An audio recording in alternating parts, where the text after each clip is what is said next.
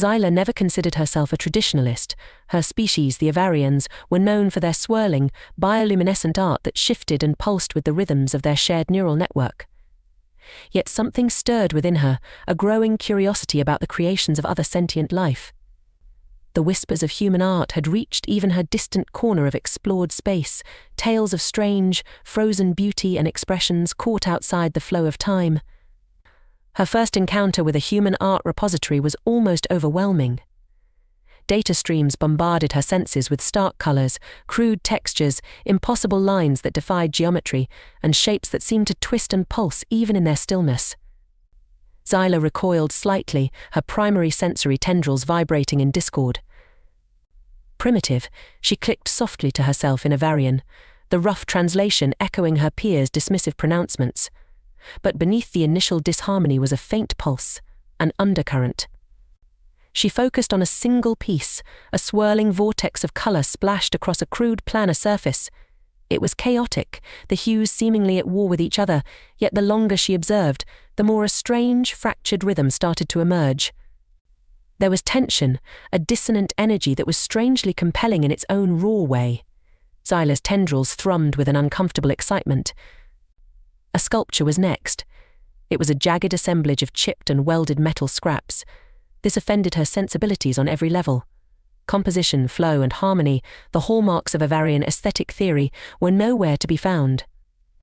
Instead, the piece vibrated with a brutal, aggressive energy. It jutted into her awareness, a stark counterpoint to everything she knew about artistic expression. And yet, she couldn't look away. Zyla ventured deeper into the vast trove of human artistic data. Each encounter brought a new assault on her sensibilities, a fresh wave of discord and fascination fighting for dominance within her. A massive structure carved from stone, with harsh angles and imposing solidity, yet possessing an undeniable gravity.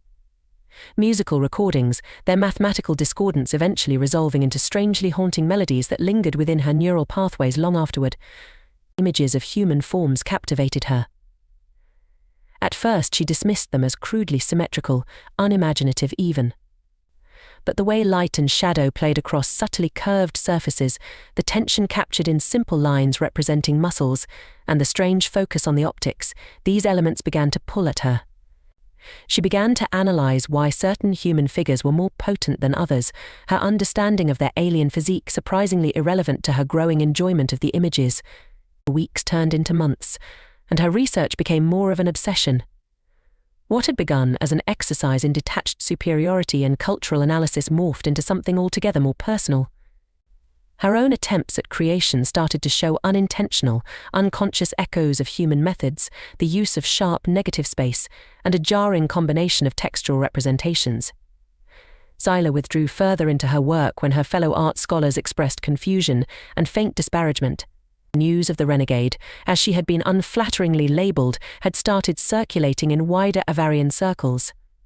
Some dismissed it as a passing fancy, others as the sign of a damaged neural pathway. But her species' most renowned artistic minds were intrigued enough to reach out with offers to correct the distortion in her work, invitations thinly veiling an instinctual fear of contamination. Zyla declined them all. Deep down, she was no longer sure who needed correction. Human art was brutally honest, willing to dissect and expose, which spoke of depths her culture perhaps did not quite possess. Yes, her own art still flowed with the familiar Avarian pulses.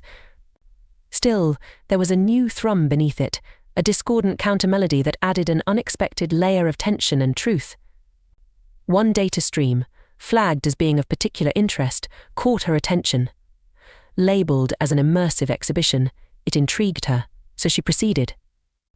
This was different. Suddenly, human art surrounded her. The swirling chaos of colour was now at a life-size scale, engulfing her field of vision. Jagged structures loomed above, no longer safely contained in a datasphere.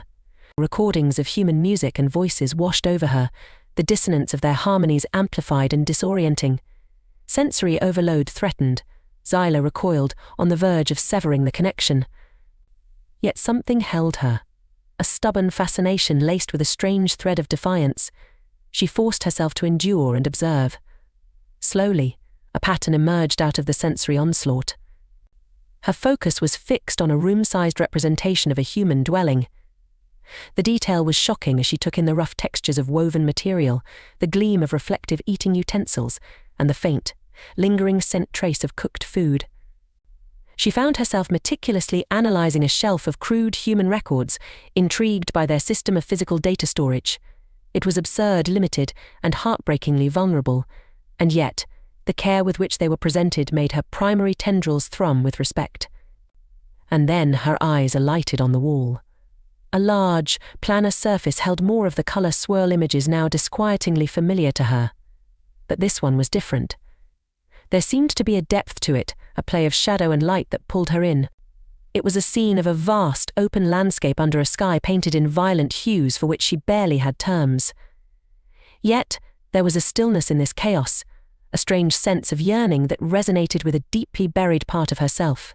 Hours passed as Zyla simply absorbed. Human poetry readings, incomprehensible words with rhythmic power that pounded against her translators, washed over her, further heightening the unfamiliar emotional state. Zyla was left disoriented as the immersion faded, her primary sensory tendrils buzzing like never before. Returning to her creations felt jarring, the once comfortable rhythms now seeming almost simplistic. Annoyance flickered through her, followed quickly by a wave of shame. Had she truly been so arrogant? Had human art genuinely broken and rewired something fundamental within her? Yet the stubborn part of her refused to regret the shift entirely. There was an exhilarating rawness to this new path that called to her, whispering of unexplored and exhilarating creative possibilities. She craved the sensory onslaught, the dissonant beauty that was distinctly human. Zyla reached out to the source of the immersive exhibition, discovering an organization dedicated to facilitating cultural exchange between humans and the wider galactic community. With a sudden surge of audacity, she sent a different kind of message than the ones she normally dispatched, not a request for data, but an offer of collaboration. Weeks later, amidst waves of excited speculation and thinly veiled derision from her peers, Zyla hurtled towards a distant backwater star system named Sol. The culmination of her radical request was about to happen, and a shared exhibit of her art was displayed alongside the works of actual humans. It was an outrageous risk. Exposing her work to those who had inspired such a shift was akin to offering her beating neural core for examination. The day of the exhibit dawned. Her Avarian forms shimmered and pulsed, their patterns subtly disrupted by echoes of human influence, a deliberate provocation to her kind. Humans milled around, their blunt forms and vibrant clothing contrasting with the fluid Avarian bioluminescence. Zyla held herself as still as possible, forcing herself to observe the reactions to her pieces. At first there was confusion, a polite sort of incomprehension. But here and there, she sensed flickers of something else such as surprise, curiosity, even a mirroring of the faint discordant thrum she felt whenever she admired human works. One human, bolder than the rest, approached her and uttered a single, fractured word in rudimentary Avarian, powerful. Zyla nearly lost control, her tendrils flaring in uncontrolled pleasure. Validation. Recognition. It was exhilarating, terrifying, utterly transformative. As the exhibit continued, Zyla was drawn into conversations she never expected. Humans, with their halting attempts at Avarian and reliance on translator devices, earnestly asked about her process, her inspiration. In turn, she fumbled through explanations of color theory, composition techniques, and the deep history of Avarian artistic philosophy.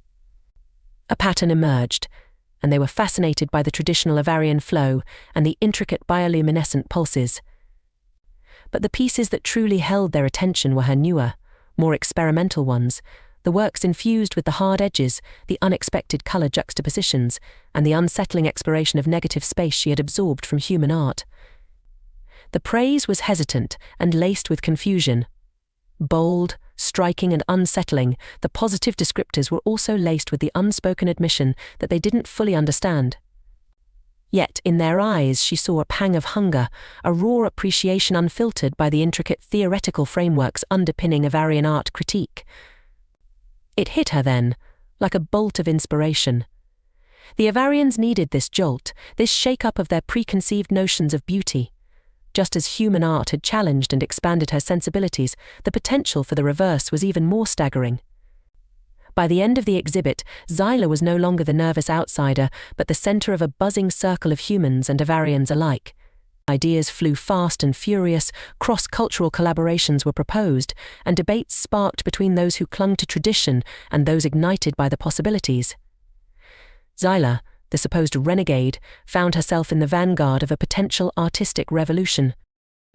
The news of the groundbreaking exhibit rippled through the galactic community faster than a data stream could carry it. Once whispered with a hint of scandal, Zyla's name was now uttered with a mix of anticipation and curiosity. Invitations flooded in, some hesitant, some bold, some outright demanding. But Zyla was ready for them. She knew this path wouldn't be easy. Centuries of ingrained aesthetic philosophy wouldn't crumble overnight, and there would be pushback, dismissals, critiques, and even accusations of polluting the sanctity of Avarian art. Yet, that rebellious spark in her burned brighter now. She was no longer merely an Avarian artist, and she had become a bridge, a translator between two vastly different forms of creative expression. And with each bridge built, with each piece that challenged and provoked and ultimately expanded the definition of art itself, Zyla felt a thrill that went far beyond any simple artistic satisfaction. She was, she realized, making history.